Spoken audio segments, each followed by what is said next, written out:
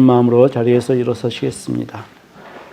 오늘 말씀의 본문 말씀은 에베소서 4장 11절 한 절입니다. 연속해서 두 번 읽겠습니다.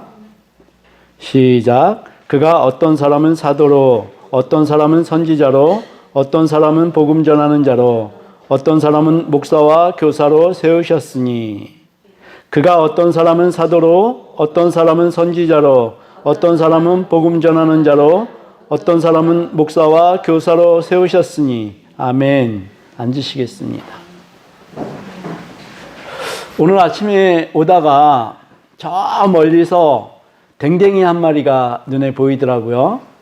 이제 그 댕댕이가 주인은 있는 것 같아요. 자기 집 주위를 이렇게 돌아다니는데 그 모습이 마치 춤추는 듯한, 이렇게 엉덩이를 실룩거리면서 그렇게 돌아다니는 것처럼 보였습니다. 굉장히 자유로운 모습이었습니다. 그래서 문득 제가 그 생각이 들었습니다. 아, 쟤 굉장히 자유롭구나. 부럽다. 생각이 들었습니다. 혹시 여러분 톰 소여의 모험이라는 우리 아주 옛날에 읽었던 책인데 기억나시나요? 거기서 톰 소여를 되게 부러워했던 친구가 있었어요. 허클베리인가요? 이름은 자세하게 기억이 안 나는데, 톰은 허클베리가 너무 부러웠고, 허클베리는 톰을 너무 부러워했습니다. 서로가 부러워했는데, 그 이유가 뭔지 아세요? 기억나시면은. 네. 톰은 허클베리가 학교 안 가는 걸 그렇게 부러워했습니다. 근데 허클베리는 톰이 학교 다니는 걸 그렇게 부러워했어요. 좀 아이러니하죠? 네, 그 말씀을 왜 드리는지는 모르겠습니다. 왜 드리는지는. 제가, 어젯밤에 잠이 너무 안 와가지고, 수면 유도제 있죠? 그거를 먹었더니 아침까지 너무 잘 잤나 봐요. 아내가 어저께 하루 종일 아팠거든요. 그래서 일어나지도 못하고 계속 누워 있었고, 그 밥을 이제 거의 못 먹었어요. 근데 새벽에 일어나서 저한테 밥 달라고 그렇게 뭐라 그랬대요. 근데 제가 한마디도 알아듣지 못하고 저는 그냥 쿨쿨 자고 있었고, 아들 녀석이 밥을 차려줬다 그러더라고요. 지금도 눈 감으면 위험합니다. 주름이 계속 쏟아져가지고, 그랬습니다. 하나님의 그 기적을 우리는 사실은 날마다 체험하고 있거든요. 여러분들이 이렇게 교회 나와서 예배하는 것, 이것도 기적 아닙니까? 저는 또 한 가지 기적이, 어저께 그렇게 아팠던 아내가 아침에 저보다 훨씬 더 먼저 일찍 일어나서 자기 혼자 다 씻고 교회 갈 준비를 하고 있다는 게, 저는 어저께 이건 생각도 못 했거든요. 내일은 내가 혼자 갔다 와야 되겠구나. 그런데 아침에 일어나서 그렇게 다 준비하는 거 보고, 하나님 살아계시다. 하나님 살아계시다. 이런 생각이 들었습니다. 하나님 살아계십니다. 할렐루야. 오늘 본문은 우리 구주 예수 그리스도께서 교회의 모든 직책을 세우셨다고 말씀하며 그 예를 들고 있는 말씀입니다. 주님이 세우신 것은 물론 이것이 전부가 아닙니다. 굉장히 많죠. 그런데 오늘 말씀은 특별히 사도에 대해서 이 대표적인 어떤 직책을 세우셨다, 이렇게 말씀을 하고 있습니다. 근데 이 말씀을 읽으면서 제가 처음에 고백했던 것 같이 우리의 어떤 하나님을 배우거나 예수 그리스도를 알아가거나 성령님을 알아가는 것, 이것만큼 흥미진진한 내용과는 조금 별개된 부분이 아닐까, 이런 염려가 돼서 말씀을 준비하는데도 그렇고 전하는데도 조금 미진한 부분, 열성적인 그러한 게 부족할 것이다 라고 생각을 했습니다. 그래서 사실 이 말씀은 자기가 구원받은 것에만 관심이 있는 사람들에게는 별로 중요한 말씀이 아닙니다. 구원받았으면 됐지, 굳이 주님이 세우신 다른 직책을 알 필요가 뭐 있어? 이렇게 말씀을 할 수가 있는 부분도 있다는 얘기입니다. 그러나 그런 생각을 하는 것은 교회와 자신의 구원을 분리시키는 것이며, 또 실제로는 하나님의 말씀에 반대하는 것과 같은 그러한 마음가짐이라는 것입니다. 우리는 우리 자신을 교회와 분리시킬 수 있는 권한이 없습니다. 우리는 어떻게 해야 되니까, 에베소서 4장 7절의 그 말씀처럼 구원받은 우리는 교회의 통일과 연합을 위해서 평안에 매는 줄로 하나 되게 하신 것을 힘써 지키기 위해서 성경의 모든 부분의 말씀들을 연구하고 우리가 알아가야 하는 것입니다. 그리고 또 그것을 적용해야 하는 것이죠. 근데 오늘 말씀하신 예수 그리스도께서 세우신 직책에 대해서 이것을 무시하고 또 거기에 대해서 적용, 해석을 잘못해서 교회사에 많은 이단들이 나타났고 또 이것들과 교회는 굉장히 부단하게 영적인 전쟁을 겪어왔습니다. 어떤 사람은 사도로, 어떤 사람은 선지자로, 또 어떤 사람은 복음 전하는 자로, 어떤 사람은 목사와 교사로 세우셨다고 하는데 이것은 누가 세우신 겁니까? 누가요? 예수 그리스도께서 세우신 겁니다. 네, 하나님도 맞습니다. 네, 예수 그리스도께서 세우신 겁니다.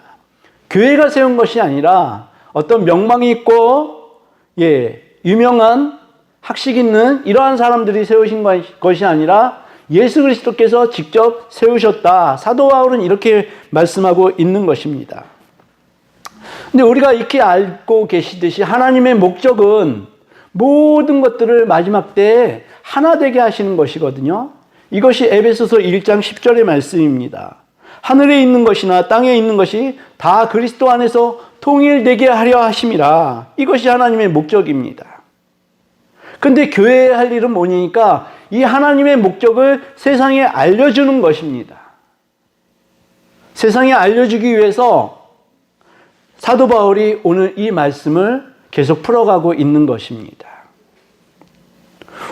오늘 말씀에 사도들과 선지자들과 복음 전하는 자, 그리고 또 목사와 교사, 이 5가지 직분을 지금 말씀을 하고 있지 않습니까? 근데 이것은 이제 특별하게 5가지인데 2가지로 좀, 분류를 할 수 있는 부분이 있습니다. 뭐냐니까 한정적인, 그래서 예전에 있었던 직분이고 지금은 현재 없는 직분이고 또 하나는 지금까지 영속되어져서 예수 그리스도께서 오실 날까지 계속되어질 직분이다. 이렇게 나눠볼 수가 있습니다. 지금 우리 현 세대에 없어진 직분은 사도들, 선지자들, 또 복음 전하는 자들, 이것은 이제 없어진 직분입니다.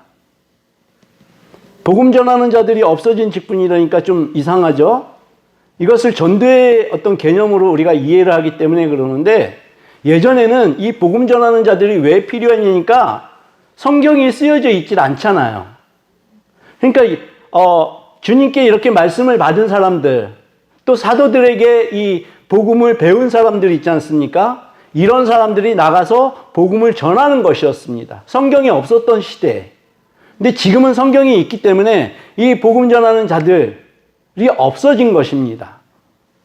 지금은 우리가 복음 전하는 자들을 전도하는 자들로 이렇게 해석을 하지 않습니까? 근데 이 복음 전하는 자들은 뭐냐니까 계시를 받든지 해가지고 복음을 전하게 되는데 지금은 사실은 우리가 쓰는 이 계시라는 단어도 맞지 않는 것입니다. 계시는 하나님께서 사도들에게, 선지자들에게, 복음 전하는 자들에게 주시는 부분이고 지금 우리 목사와 교사들 이것들은 계시가 아니라 성령의 조명하심, 비춰주심으로 성경 말씀을 알게 돼서 그것을 해석하고 적용하고 전한다. 이렇게 말씀을 계시라는 단어 대신 조명이라고 바꾸는 것이 옳다라고 봅니다. 오늘은 특별히 사도에 대해서 좀 살펴보겠습니다. 왜냐니까 시간이 좀 모자른 관계로 사도에 대해서만 좀 살펴보겠습니다. 사도의 뜻은 거룩한 일을 위해서 헌신한 사람입니다. 그런데 이 사도들은 사도가 되기 위해서는 5가지 조건이 필요합니다.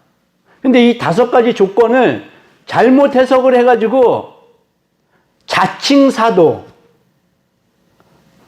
사람들이 생겨나게 됩니다. 그리고 지금까지도 계속되고 있습니다. 자, 이 5가지 조건을 한번 잘 들어보시길 바랍니다. 첫 번째 조건이 뭐냐니까 부활하신 예수 그리스도를 만나고 부활하신 예수 그리스도를 전파하는 사람입니다. 부활하신 예수 그리스도를 직접 만나야 되는 것입니다. 예수님의 제자들 중에서 가롯 유다가 한 명이 탈락을 했었죠. 12사도 중에. 그래서 가롯 유다 대신에 제자들이 이렇게 제비뽑기를 해가지고 세웠던 인물이 마띠아가 있습니다. 이렇게 12사도고요. 사도 바울은 자기 자신을 이렇게 표현합니다. 만삭되지 못하여서 난자 같은. 예, 다른 제자들은 예수님과 2년, 3년 동안을 계속 동행했던 사람들입니다. 근데 사도 바울은 이러한 과정이 싹 생략이 됐죠. 그리고 사도로서 부르심을 받고 세움을 받았습니다. 그래서 자기 자신을 만삭되지 못한 자 같은 사도라고 이렇게 말씀하고 있습니다. 그것이 고린도전서 9장 1절에 이렇게 나옵니다. 내가 자유인이 아니냐, 사도가 아니냐, 예수 우리 주를 보지 못하였느냐. 사도 바울은 예수 그리스도를 봤다고 말합니다. 주 안에서 행한 나의 일이 너희가 아니냐. 그가 예수 그리스도를 잡으려고 열심히 일하던 중에 다메섹 도성에서 부활하신 예수 그리스도를 만난 것입니다. 네, 이것은 정말 특별한 부르심입니다. 그리고 사도의 두 번째 조건이 뭐냐니까 주님으로부터 직접 세움을 받아야 한다는 것입니다. 주님으로부터. 이것은 사람이 세울 수가 없습니다. 근데 바울 서실에 그 모든 그 인사말을 보게 되면은 이 부분에 대해서 사도 바울이 계속 얘기를 하고 있습니다. 이렇게 자신의 사도성을 주님이 직접 세우셨다는 이 사도성을 직접 쓰므로 해가지고 자칭 사도라는 사람들과 구분을 하고 있다는 것입니다. 즉 예수 그리스도께서 직접 세우셨음을 사도 바울은 계속해서 강조하고 있습니다. 그것이 고린도전서 1장 1절 하나님의 뜻을 따라 하나님의 뜻을 따라 그리스도 예수의 사도로 부르심을 받았다. 그리고 또 갈라디아서 1장 1절 사람들에게서 난 것도 아니요 사람으로 말미암은 것도 아니요 오직 예수 그리스도와 그를 죽은 자 가운데서 죽은 자 가운데서 살리신 하나님 아버지로 말미암아 사도된 나 바울은 에베소서 1장 1절 하나님의 뜻으로 말미암아 그리스도 예수의 사도된 바울은 예, 정확하게 자신은 또 사도들은 예수 그리스도께서 직접 세우셨다 이렇게 말씀하고 있습니다. 또 사도는 진리에 대한 초자연적인 계시를 받은 사람입니다. 에베소서 3장 2절 3절이 이렇게 얘기합니다. 너희를 위하여 내게 주신 하나님의 그 은혜의 경륜을 너희가 들었을 터이라. 곧 계시로 내게 비밀을 알게 하신 것은 내가 먼저 간단히 기록한 것 같으니 계시를 주셨다는 말씀입니다. 또 갈라디아서 1장 11절 12절이 이렇게 나옵니다. 형제들아 내가 너희에게 알게 하노니 내가 전한 복음은 사람의 뜻을 따라 된 것이 아니니라. 이는 내가 사람에게서 받은 것도 아니요 배운 것도 아니요 오직 예수 그리스도의 계시로 말미암은 것이라. 초자연적인 계시를 받았기에 그들의 가르침은 이 신약 성경은 예수님의 말씀처럼 권위가 있게 되어진 것입니다. 그리고 네 번째로 사도의 권위뿐만 아니라 사도는 이 권위를 받은 것뿐만이 아니라 특별히 정확하게 계시를 주셨으니까 이것을 어떤 덧붙임이나 이런 것이 아니라 정확하게 전달할 수 있는 그러한 능력을 말할 수 있는 능력을 받은 사람들이 사도였다는 것입니다. 그런데 이것은 신적인 권위입니다. 그 권위가 사도들에게 이식이 되어졌다 그러한 말씀입니다. 이 초대교회에서 이 성경의 정경을 선택할 때 한 가지 지침이 뭐였냐니까 사도들의 권위가 있었느냐 없었느냐 이것을 가지고 이것이 정경으로서 적합한지 아니면 부적합한지를 나누는 그러한 기준점이 됐었습니다. 그래서 사도의 권위가 굉장히 필요하다. 그런데 이것을 정확하게 말할 수 있는 능력 이것이 너무나 중요했다는 것입니다. 그래서 우리가 실제적으로 항상 우리가 염두에 두어야 될 말씀은 뭐냐니까 성경이 무엇하냐? 그러면 사람들은 무엇하지 않다라고 얘기를 합니다. 지식인들 그렇게 많이 얘기합니다. 대학 교수들도 그렇게 많이 얘기를 합니다. 그렇지만 우리가 디모데 후서 3장 16절의 그 말씀에 의거해서 모든 성경은 하나님의 감동으로 된 것이다. 이것을 우리가 믿게 된다면 성경의 저자가 누구이냐는 말씀이죠. 하나님이 지으셨기 때문에 성경은 무오하다. 이렇게 말씀할 수 있는 것입니다. 맞습니까? 아멘. 네. 틀림이 없고 오류가 없이 정확하게 말할 수 있는 능력. 이것이 사도들에게 주어졌기 때문에 사도들이 이 계시에 의해서 성경을 적었다는 그러한 말씀입니다. 그래서 특별히 사도 바울은 갈라디아서 1장 8절에 뭐라고까지 얘기하냐니까요. 다른 복음을 만약에 전하는 자가 있으면은 그것은 어떻게 된다고요? 우리 함께 읽어볼까요? 갈라디아서 1장 8절. 시작. 그러나 우리나 혹은 하늘로부터 온 천사라도 우리가 너희에게 전한 복음 외에 다른 복음을 전하면 저주를 받을지어다. 네, 다른 복음을 만약에 전하면은 저주를 받는다. 사도 바울은 이렇게 얘기하고 있습니다. 다른 복음은 있을 수가 없다는 것이 그것은 뭐니까 사도 바울이 이 복음에 대해서 정확하게 말했다는 그러한 반증입니다.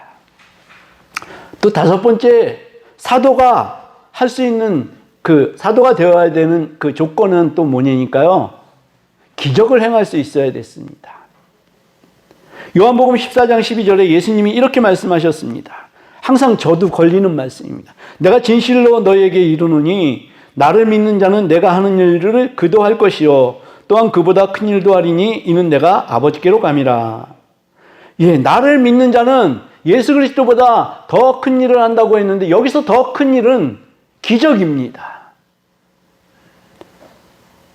자, 이 기적이요 사도행전에 무수하게 많이 나옵니다. 성전 미문에 앉아 있었던 안진뱅이를 누가 고쳤습니까? 베드로와 요한이 일어나라 해서 고쳤습니다. 그 기적입니다. 또 아나니아와 삽비라 아시죠? 성경에서 제일 불행한 사람을 꼽으라면 저는 이 사람들이에요. 하나님께 헌금 드리고 죽음을 당했어요. 얼마나 허무합니까? 이 사람들은 아나니아와 삽비라는 베드로의 그 권위에 도전을 한 것입니다. 그래서 죽임을 당했습니다. 이것도 기적입니다. 그렇지 않습니까? 또 베드로가 지나갈 때요. 그 그림자가 이렇게 스쳐 지나가는 사람들이 있지 않습니까? 그 사람들은 병을 나았다고 그래요. 병이 나아졌다. 또 사도 바울이 사용했던 그 손수건이나 허리띠 이런 것들 갖다가 병자에게 덮어주기만 해도 병이 나았다. 이런 어떤 기적들이 굉장히 많이 있습니다. 이렇게 기적들을 행할 수 있어야지 사도라고 불릴 수 있는 자격이 있다는 것입니다. 그런데 이 사도들이 있던 초대교회에도요, 거짓 사도들이 있었습니다. 자칭 사도들이 있어서 이 사람들은 들어가서 하는 일이 뭐냐니까 교회에 분열이 일어났고요. 그래서 교회가 깨지는 그러한 역할을 감당했었습니다. 고린도후서 11장 13절 14절을 보니까요. 사도 바울이 이렇게 얘기합니다. 그런 사람들은 거짓 사도요 속이는 일꾼이니 자기를 그리스도의 사도로 가장하는 자들이니라. 초창기에도 그런 일들이 있었다는 얘기입니다. 이것은 이상한 일이 아니라 사탄도 자기를 광명의 천사로 가장하나니. 거짓 사도들은요. 사도 바울은 사탄이라고까지 얘기하고 있는 것입니다. 주님이 세우시지도 않았고 진리에 대한 계시도 받지 못했고 또 그러다 보니까 정확하게 말할 수 있는 능력도 없고 병을 고치는 은사도 없는데 이 사람들이 사도로서 자기를 불러달라고 자칭 사도라 그러고 자기들끼리 사도로 또 추천을 합니다. 그래서 또 세우심을 받습니다. 그런 일들이 많이 있더란 얘기입니다. 근데 지금도 사도들의 어떤 직분이 전해져 내려온다, 계승된다, 이렇게 말하는 사람들이 있습니다. 근데 이 사도의 직분은 초대교회에 복음을 세우는 그 권위가 있었던 직분이었습니다. 근데 우리가 정말 잊지 말아야 될 것은 이 사도직은 임시적이고 제한적이고 그리고 계승되지 않았다는 것입니다. 그것은 성경에 분명하게 나와 있는 상황입니다. 사도행전 12장에 보시게 되면은 누가 처음에 죽게 되니까 야고보가 헤로데에게 죽임을 당하거든요. 그런데 만약에 사도직이 계승이 됐다 그러면은 빨리 이 사도회의를 열어가지고 야고보를 대체할 수 있는 다른 사도를 세웠을 텐데요. 교회는 아무 일도 하지 않았습니다. 그냥 거기서 끝난 것입니다. 그런데 이 카톨릭에서는요, 이 교황 있지 않습니까? 교황을 갖다가 사도직을 계승한 사람이다. 이렇게 부릅니다. 거기에는 사도 베드로가요, 처음에 교황의 역할을 했다고 얘기를 합니다. 이것도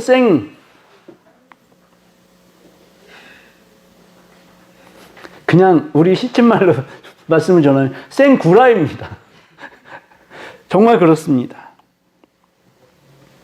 그리고 베드로 자신이 가지고 있던 능력을 계승자에게 전승했다. 이렇게 얘기하는 게 카톨릭입니다. 이것은 진짜 완전한 날조입니다. 교황 중에서요, 어떤 교황도 나는 부활하신 예수 그리스도를 만났어. 이렇게 말한 교황이 하나도 없었습니다. 그런데 교황이 무슨 사도직을 계승한 것입니까?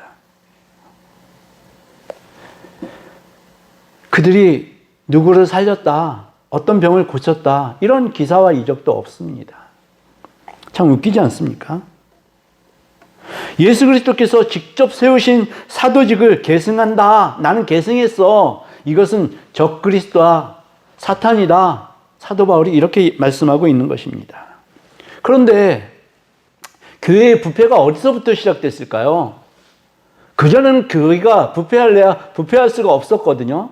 근데 많은 사람들이 예수 그리스도를 믿고 나는 예수 그리스도께 헌신하겠다, 이것들이 굉장히 부흥되어졌을 때 그때부터 부패가 시작되어졌다는 그 아이러니가 있습니다. 교회가 예수 그리스도를 대신해서 교회에 명망 있는 사람들을 지도자를 세우고 직분을 주고 이렇게 하기 시작했기 때문에 이제 교회가 부패가 일어나기 시작합니다. AD 313년에 굉장히 유명한 일이 있었습니다. 콘스탄틴 그 황제가요, 기독교를 이제 공인을 해버렸어요. 그전에는 핍박받는 종교였었고 이단으로 간구가 되어졌었는데 이제는 그게 아니다라고 콘스탄틴이 아예 그냥 칙령을 발표해버렸습니다. 그 다음에 어떻게 되니까 기독교는 이제 관료적인 종교가 되어버렸습니다. 정치적인 종교가 되어버렸습니다. 이 콘스탄틴 황제가요, 기독교를 통해서 로마의 모든 세력들을 규합을 하려고 합니다. 종교를 이용해서 정치를 하려고 했던 것이죠. 그러다 보니까 교회가 어떻게 돼요?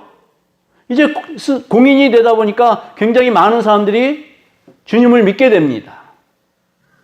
근데 그것을 사탄이 기회를 삼아서요, 교회에 어떤 사람들을 세우냐니까, 교회는 어떤 사람이 지도자가 되어야 되니까 영성이 있고, 그렇지 않습니까? 기도 많이 하고, 이런 사람들이 세워져야 되거든요. 그런데 우리나라 예전에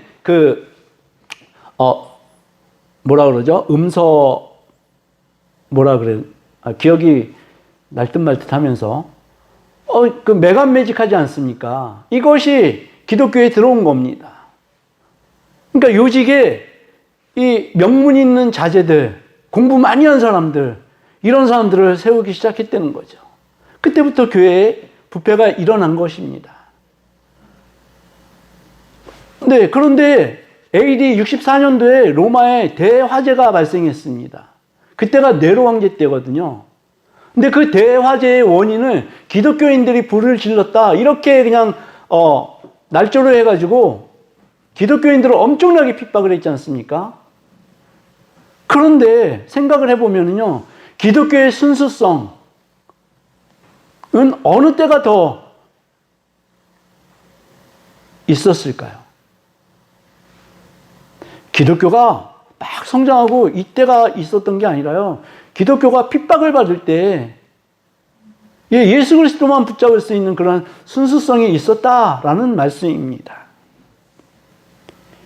그런데 참 놀랍게도요, 지금의 교회에서도 돈을 주고 권사 직분을 산다든지 장로 직분을 산다든지 이러한 일이 벌어지고 있는 교단이 있습니다.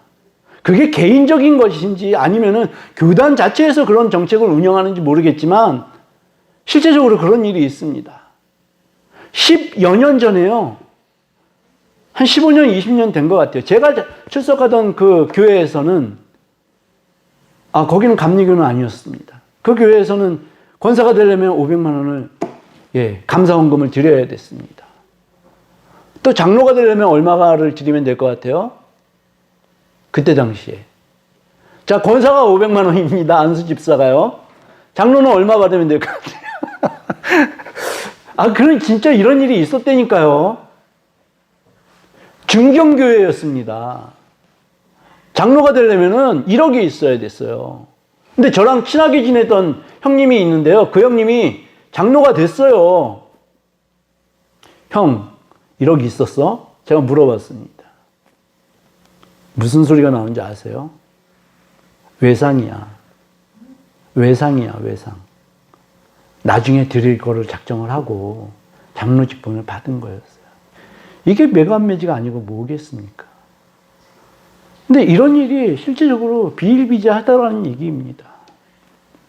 이재철 목사님도 어떤 그 말씀에 나오셔서 설교하시면서 이런 말씀을 하시더라고요. 이런 일이 있습니다. 제가 예전에 예수 그리스도께 직접 받은 그 음성은 뭐냐니까, 주님은 세상의 모든 보화를 다 가지고 계시다면서요. 그 창고 좀 열어서 저한테 보여주십시오. 했을 때 주님이 그 창고를 열어서 보여줬는데 뭐가 있더라고요? 예수 그리스도의 보혈밖에는 안 보이더라고요. 그 보혈이 바깥으로 삐져나오더라고요. 주님의 창고에는 금은보화가 가득한 게 아니라 예수 그리스도의 보혈밖에는 없는 것인 줄을 믿으시기 바랍니다. 교회가 번성하고 사회적 지위가 높아지니까요, 교회가 썩기 시작했어요. 예전에 목사가요, 직업 선호도에서 3, 4위를 차지할 때가 있었습니다. 우리 한국 교회가 굉장히 영적으로, 외적으로 부흥할 때 이게 말이 되냐고요. 근데 지금은 어때요? 거의 꼴찌입니다. 네, 그럼에도 불구하고 많은 사람들이 영적으로 자원하는 그것이 목사의 직분 아니겠습니까? 우리 직분을 누가 세우셨습니까? 예수 그리스도께서 세운 것입니다. 그것을 믿으시기 바랍니다. 교회에서는 저도 예전에 그랬어요. 나는 집사가 제일 좋아. 권사 되는 것도 싫어. 나는 집사가 제일 좋아. 그런데 주님은 결코 그 자리를 그냥 거기서 만족하는 거 원하시지 않으셨어요. 우리 그리스도인들의 지향점은 어디입니까? 다 아시잖아요. 예수 그리스도의 그 장성한 분량까지 너희들이 다 달아야 돼. 성경이 말씀하고 있는 거 이거 아닙니까? 우리가 세상에서 아무리 부귀영화를 누려도 예수 그리스도의 그 장성한 분량까지 그리스도처럼 되지 못하면은 우리는 결코 주님 앞에서 주님 저 왔어요 이렇게 말씀할 수 없게 될 것입니다.